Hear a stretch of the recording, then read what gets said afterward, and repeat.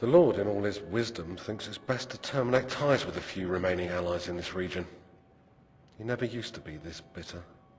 And I'm not sure what caused his turning, what with the death of his wife, or the stress of running such a dreadful town. I have done, give me the strength to repay my debts in this life. Not so loud, you fool. Don't give him a reason to have both our heads.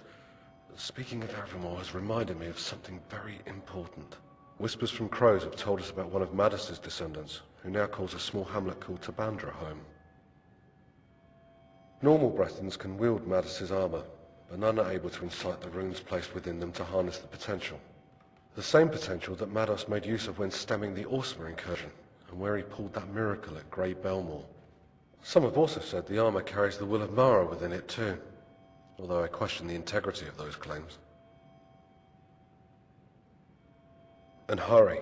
Contacts up the valley spoke of some communion amongst the witchmen to the north, and it'd be best to get all the help we can get.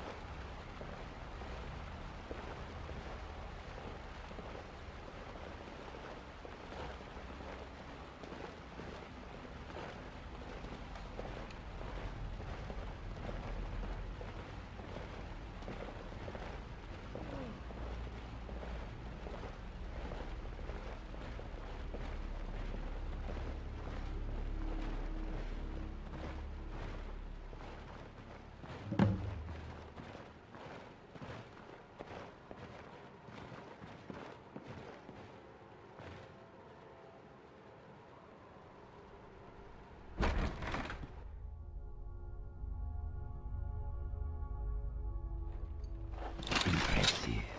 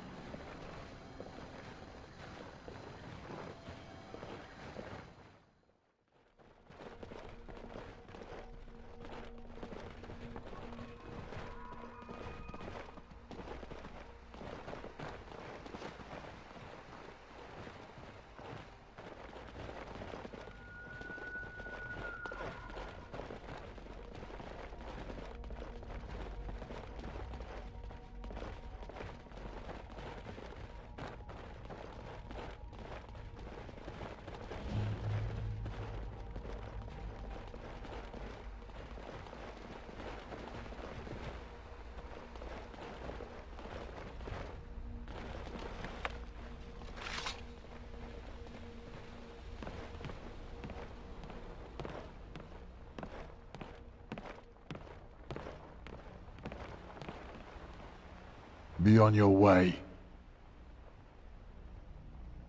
Good day. Nice to see you people haven't been overrun by plague. The moment I hear you cough, though... Oh, by the eight, not again! Will my children be expected to become fabled heroes too? A dozen times at least. And my father before me. Each time someone's horse is stolen or some exile's mugger merchant. Tell me about it. They claim to respect him, yet they put him on display in death. Deny the old man burial for years. You seem all right. And I do hate to make you a bearer of bad news. Let me fetch you some wine for your trouble. Who hasn't? Why?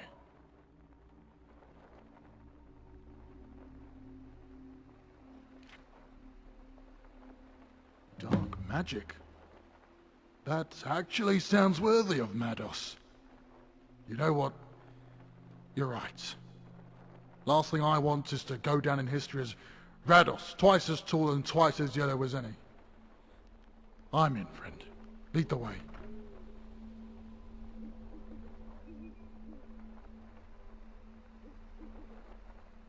That's simple. There was no Reach before that. The Reach is, and always has been, its people.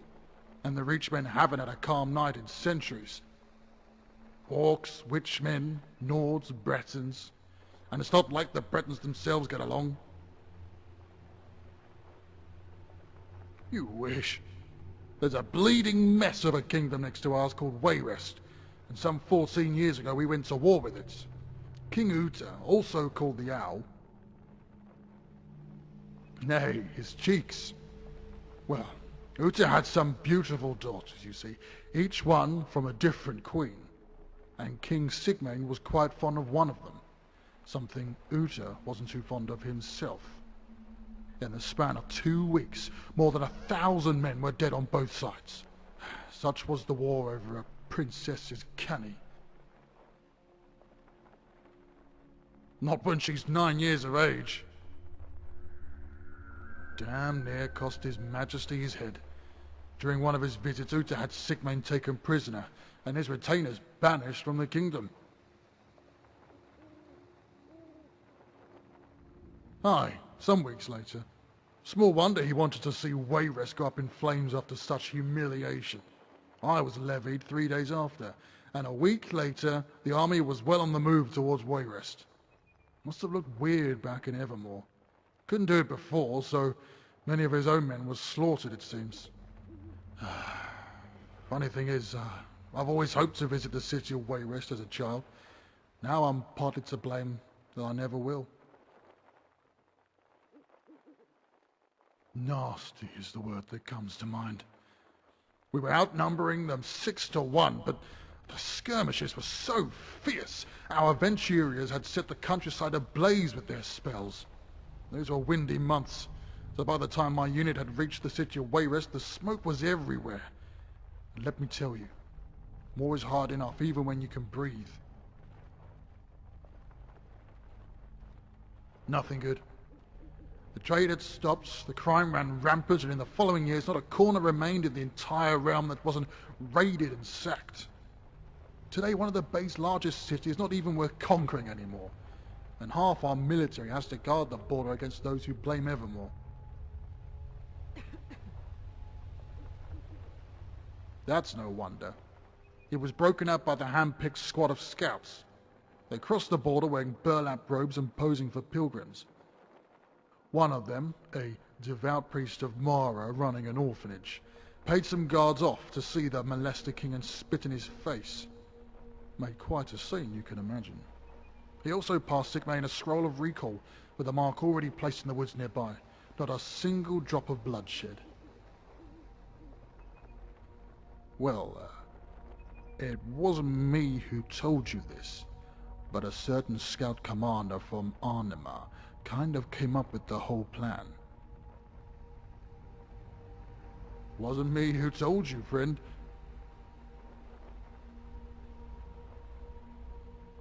Well, I wasn't planning on leaving my friends, you know. I was leaving the town Ravenspring had become. Oh, none too unusual. There was even a joke that that's what you call a temple, a sewer and a wall brought together.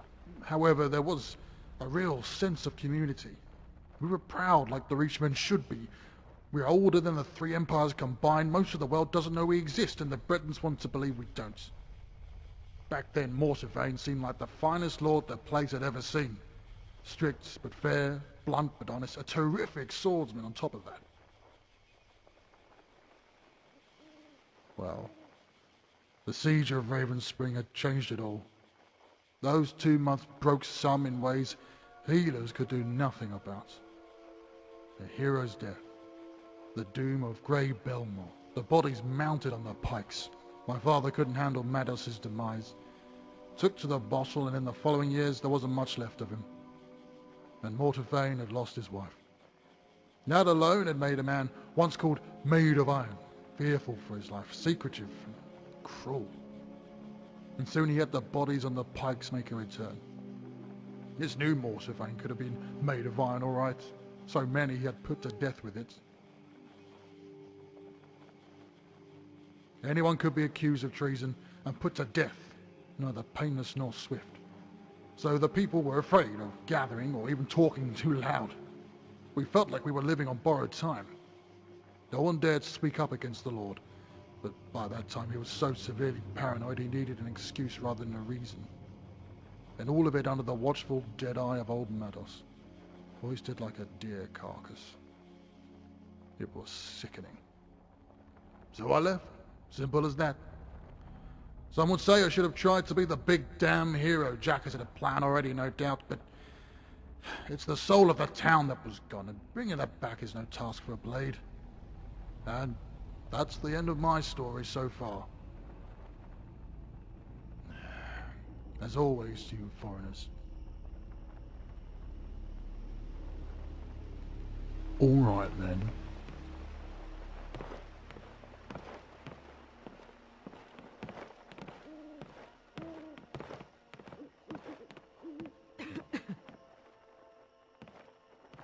I'm right behind you.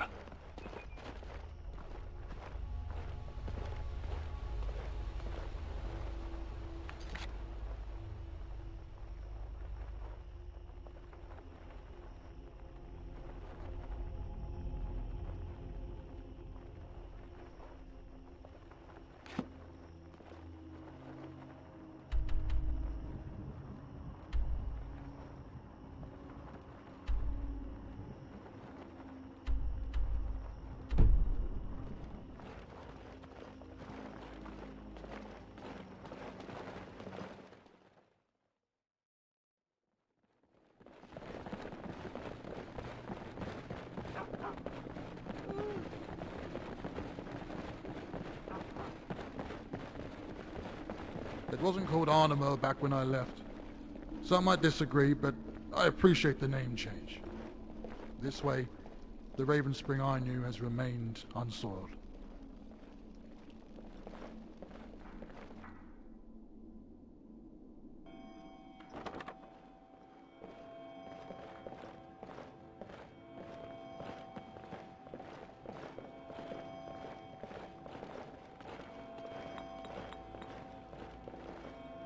I'm right behind you.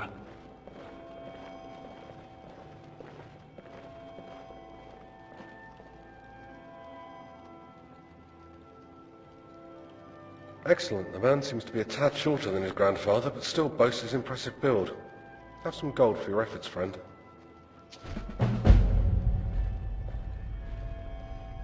Oh, Raven Spring. Time hasn't been kind to this town. Glad I left before it truly went down the gutter.